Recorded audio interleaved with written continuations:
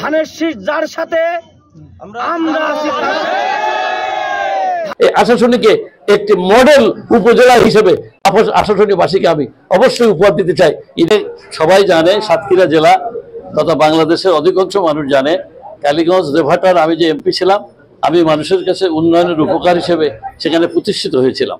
তো আমি এই যে সাতক্ষীরা 3 এই নতুন যে আপনার নির্বাচনী এলাকা যে সৃষ্টি হয়েছে সাতক্ষীরা 3-এর, সেটা কালীগঞ্জের সাথে আশাশুনির 11টা ইউনিয়ন জুড়ে দিয়েছে নির্বাচন কমিশন।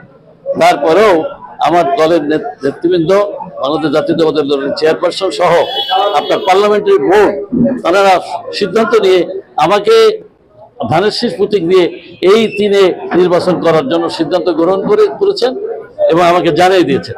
তো আমি সেই জন্য আজকের যে আশাশুনির 11টা ইউনিয়নের সর্বস্তরের মানুষ, হিন্দু, বৌদ্ধ, খ্রিস্টান সম্মিলিতভাবে এবং বাংলাদেশ জাতীয়তাবাদী দল তথা বাংলাদেশ জাতীয়তাবাদী দলের 9টি অঙ্গ সংগঠন এবং 17টি সংগঠনের সমস্ত নেতৃবৃন্দ আজকে যেভাবে অকুণ্ঠ ভালোবাসা দিয়ে এবং আপনার শ্রদ্ধা দিয়ে আমাকে যেভাবে আবেগ পুরোভূত হয়ে গেছি এবং আমি ভেবেছি কালীগঞ্জ দেভাটার যে উন্নয়ন আমি করে উন্নয়নের উপকার হয়েছিলাম, আমি ইনশাআল্লাহ তাআলা এই বিগত 1-2টা মাস আমি আশাশুনি দুর্বার বেগে আমি ছুটে চলেছি। 11টা ইউনিয়নের প্রত্যেকটা অলিতে গলিতে আমি গিয়েছি, কি মুসলমান এলাকা, কি সনাতন ধর্মী এলাকা, কি খ্রিস্টান এলাকা, সব জায়গায় আমি গিয়েছি। যে আমি আগে নিরূপণ করেছি আসলে আমার যে নামটা আছে বানবাসীদের বন্ধু এবং উন্নয়নের উপকার, সেইটা তো আমাকে অব্যাহত রাখতে হবে। তাহলে এই যে দীর্ঘদিনের অবহেলিত জনপদ আশাশুনির 11টা ইউনিয়ন সর্বক্ষেত্রে অবহেলিত, কেন তা আমি জানি না। আমার মনে হয়েছে রাস্তাঘাট, বিদ্যুতায়ন থেকে স্কুল কলেজ মসজিদ মাদ্রাসা এতিমখানা মন্দির সব জায়গায় অবহেলিত। শুধু না, এখানে ড্রেনেজ ব্যবস্থা নাই, এখানে পানি নিষ্কাশনের কোনো ব্যবস্থা নাই, ভেড়িবাঁধগুলো টেকসই না এবং আপনার সুপেয় পানির কোনো ব্যবস্থা নাই, স্বাস্থ্য খাতের বিরাট অসুবিধা।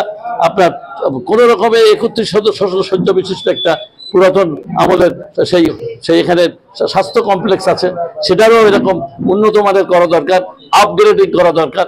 এটা আমার মধ্যে এসেছে চিন্তা চেতনার মধ্যে এবং আমি ভেবেছি এখানে যেভাবে উৎপাদন এবং উন্নয়নমুখী এলাকা, মানুষ যেভাবে এই এলাকার মানুষ খুব পরিশ্রম করে কায়িক পরিশ্রমের দ্বারা তারা বিভিন্ন রকম ফসল ফলায়, তাহলে এখানে অবশ্যই ইকোনমিক জোন হওয়ার জন্য একটা পরিকল্পিত পক্ষে একটা সঠিক স্থান।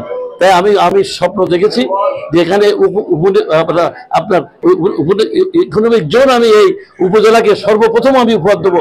পার্লামেন্টে দাঁড়িয়ে প্রথম বক্তৃতার মধ্যে আমি বলবো আমার নেতা জনাব তারেক রহমান সাহেবকে যে আমার নেতা আপনি পাঠাইছিলেন আমাকে আশাশুনি, সেই আশাশুনি মানুষ অত্যন্ত অবহেলিত, উন্নয়নের একটা রোড ম্যাপ করে আবার মানুষের কাছে আমি পরিচিত হতে চাই। যারা কাজের একদিন শুধু দেভাটায় কালীগঞ্জের উন্নয়নের উপকার ছিল না, আধুনিকায়নের যুগে এই সর্বশেষ ডিজিটাল যুগে এসেও সে সর্বক্ষেত্রে এই আশাশুনিকে একটি মডেল উপজেলা হিসেবে আশাশুনিবাসীকে আমি অবশ্যই উপহার দিতে চাই। সামাজিক অবক্ষয় থেকে এবং মাদকাসক্তি থেকে তাদেরকে ফিরিয়ে আনতেই হবে। যদি আমরা আসলে এই আশাশুনিবাসীকে যদি আসলে একটা সুন্দর মডেলের উপজেলা হিসেবে উপহার দিতে চাই, বলতে চাই ধানের শীষ যার সাথে আমরা আছি। ধানের শীষ যার সাথে, ধানের শীষ যার সাথে, এরই লক্ষ্যে আমরা একটি কথা বলতে চাই। আমাদের কাজী আলাউদ্দিন সাহেব, সাবেক 2 বারের এমপি, আজকের দেশনায়ক তারেক রহমান তাকে দিয়ে পাঠিয়েছেন আমাদের মাঝে। আমরা দেশনায়ক তারেক রহমানের অঙ্গীকারবদ্ধ। আমরা এইখানে ব্যক্তি দল করি না, ব্যক্তির চেয়ে দল বড়, দলের চেয়ে দেশ বড়, এরই আঙ্গিকে আমরা এসেছি তার সাথে এই লিফলেট বিতরণ অনুষ্ঠানে। আমরা একটি কথা বলতে চাই, আগামী দিনে এই সাতক্ষীরা 3 আসন থেকে আমরা যে যার অবস্থান থেকে ভোট সংগ্রহ করে এই ধানের শীষের বিজয় লাভ করাবো, এই অঙ্গীকারবদ্ধতা নিয়ে আজকের যারা এখানে উপস্থিত হয়েছে আমরা এক বাক্যে ধানের শীষের পক্ষে রায় দেব ইনশাল্লাহ। ভোট দিব কিসে? ধানের শীষে।